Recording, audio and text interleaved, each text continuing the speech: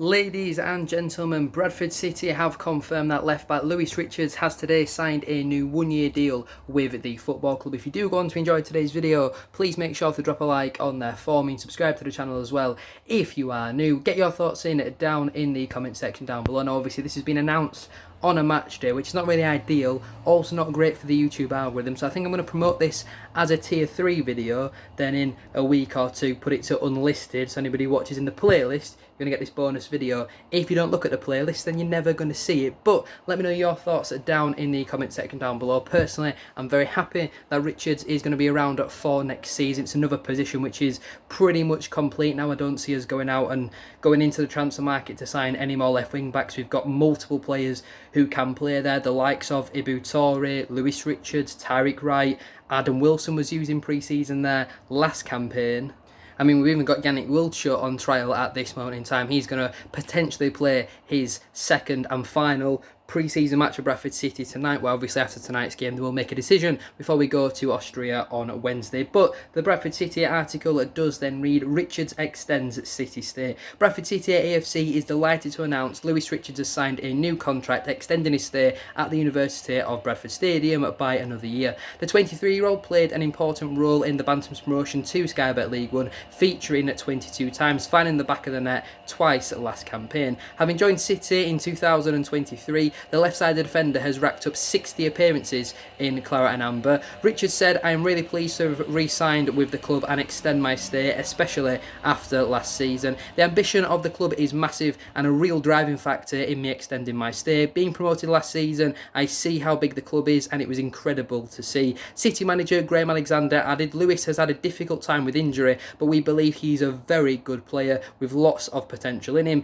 He has shown his quality whenever he has played. We look forward to having him back out on the pitch with us real soon." Lreid Richards is sponsored by Stephen Abbott, so it doesn't sound like Lreid Richards is going to be back anytime soon. Obviously we know that around sort of, I think it was around February time, I want to say, he picked up a hamstring injury away at Bromley, and at that time that kind of basically ruled him out for the rest of the season. The club and Lreid Richards also then decided to do the hamstring surgery, which was pretty much mandatory at that point, and also the shoulder surgery, which he needed at the same time. Obviously he dislocated his shoulder away at Colchester United, then came back and was playing through that pain, and I think a lot of people have forgotten about that. You know, his best football was actually come when he probably wasn't at 100%. You know, he's playing with his shoulder not really connected to his body, which is obviously a little bit of a risk, and obviously he redid it, I want to say, away at AFC Wimbledon. That obviously meant Thiago Ramola then came in, and Lreid Richards only played about another 30 minutes of football for the remainder of the campaign after Ramola did sign. But when he was fit, when he was available, you think around that January sort of time, he was absolutely outstanding. Scored on New Year's Day away at Barrow, scored at home to Grimsby as well, the opener, which with a great finish. In all honesty, and at just 23 years of age, I think there's still loads of room for development, and there's still loads of potential in Lreid Richards to just get better and better. Obviously, the one-year contract, I'm not entirely sure what I think about it, because there's clearly a very, very talented player there, but he has massively struggled with injuries at Bradford City. So I think similar to Kieran Kelly, we don't want to give out these 2-3 year deals. You know, the club are being very smart, and I think they deserve a lot of credit for that, because as good as some of these players are, you shouldn't be rewarding players who just aren't available enough. You know, you might be able to get better value for money. Graham Alexander and especially David Sharp have spoken about having your money on the pitch. You don't want it sat in the stands. You definitely don't want it sat in the medical room. So I do think it's smart. Hopefully there's an option of a further season. You'd hope the same as well with Kieran Kelly, because them two, if they're fit, they're available, they'll be more than good enough to compete in League One next season, in my opinion, if they're playing at their full capabilities. But in terms of Lreid Richards' last campaign, in League 2, he featured on just 22 occasions, only 17 league starts last season. You think about how impactful that he must have been in those games, because a lot of people talk about how good Lreid Richards was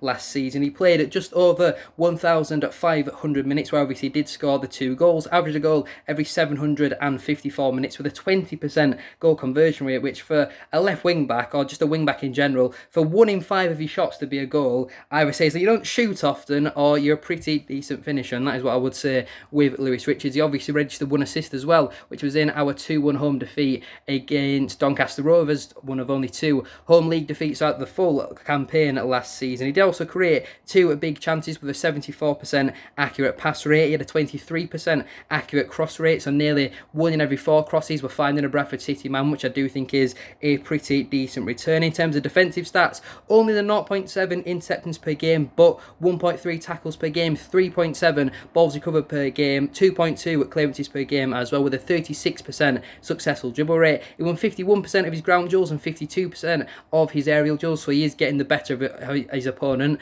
the majority of the time. Yes, it's only slightly, but it is important that you do win your duels. Did also pick up 6 bookings in 22 appearances, which isn't a great discipline record, and it might concern me a little bit going into next season, but it'll be very interesting to see when they're both fit who will be Bradford City starting left back. Will it be Lewis Richards? Will it be Butore? Will it be Lreid Richards potentially? Will it be Yannick Wiltshire if he's given a new contract? Obviously, I can't show you what Bradford City's squad is currently looking like, but there's a lot of strength in depth. You know, technically at this moment in time, there's 9 centre-backs at Bradford City, if you include George Goodman, obviously, because he is a first-year pro, but also the 2 trialists in Paul Huntington, who didn't feature at all in the match against FC United of Manchester, and also, I think it's Tyler Maglaw, who was at Northampton last season. He's currently on trial. We've got Jack Hunt as well, a right wing-back, who looked pretty good against FC United of Manchester, in all honesty, but do we really need another one when you've got Brad Halliday, when you've got Josh Nerfill? Halliday's always available, apart from, I don't know if his wife's having another baby or if he picks up the odd silly red card. Josh Nerfill played a lot of football last season as well, so I don't think there's a necessity getting another right back, but we're pretty covered in all the positions we've got trialists. I think now we only need another holding midfielder to really compete with max power, and I would still like another striker. I do think we're still a little bit light at the top end of the pitch. I don't think for the first couple of months of the season you can rely on Callum Kavanagh and Will Swan. You know, you need to get points on the board early doors, and I just don't think there's enough firepower in them two. Stephen Humphreys, he'll score a lot of goals next season. Looks like Anthony Sarcevic is going to be Bradford City captain as well, but I'm just, as much as I like Will Swan, I'm going to, believe more in Callum Kavanagh this season. I don't think they're the answer for the first couple of months. I think we need another option, a bit more of a physical profile at the top end of the pitch. And obviously we still do expect a fair few departures. You know, maybe somebody like a Lreid Richards is going to get more of an opportunity this season further forward. I think he's always played his best football in a Bradford City shirt, playing as a left winger or playing as a left number 10. His best performance last season, home to Colchester, where he played as a left number 10. He's not a left wing back whatsoever. He's now got the blonde hair back. Let's get that version of Lreid Richards back, and we've got ourselves a top player at the forward end of the pitch. Clark Ador, who a lot of people had written off, but obviously missed the back end of last season because of injury. If it wasn't for that injury, Alexander said he would have played, a bit more of an important part. I think he had a knee problem towards the back end of that campaign. We know that Adam Wilson and Tyler Smith are definitely on the transfer list. We already know that Tyler Smith has turned down a contract offer from Barrow, which is a little bit disappointing, but when he's probably on maybe $3,000 a week, why would you want to go to Barrow on 1,500 quid a week? It just really would not make sense from his point of view, so he might as well just sit and rot around in our reserves for the next year, try and compete, but he's never going to get an opportunity, even in the cup competitions.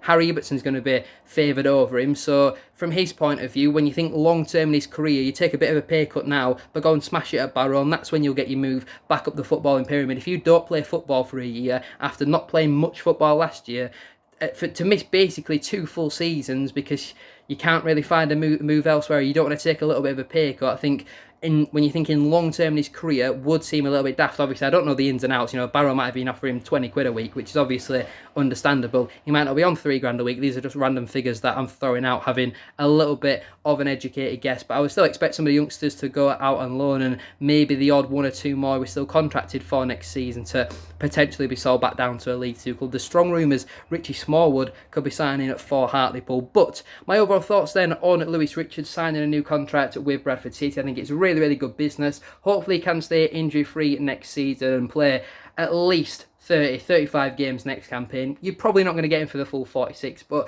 let's try and kick on now, and hopefully he can stay injury free. He's had the surgery on his hamstring and his shoulder, so hopefully no more reoccurrence of them problems. But thank you all for watching. Make sure to drop a like on there for me and subscribe to the channel as well if you are new. I know it's an unlisted video, so just hit the like target. Let's see as many as we can get, although technically when it's posted for the first week or two, it'll be tier 3, so thank you to the tier 3 channel members. Get your thoughts in though down in the comment section down below. Have a great rest of your day, and so very soon, later tonight, for the Chorley away vlog, where Lreid Richards probably won't feature, but we might see a few new trialists. Goodbye.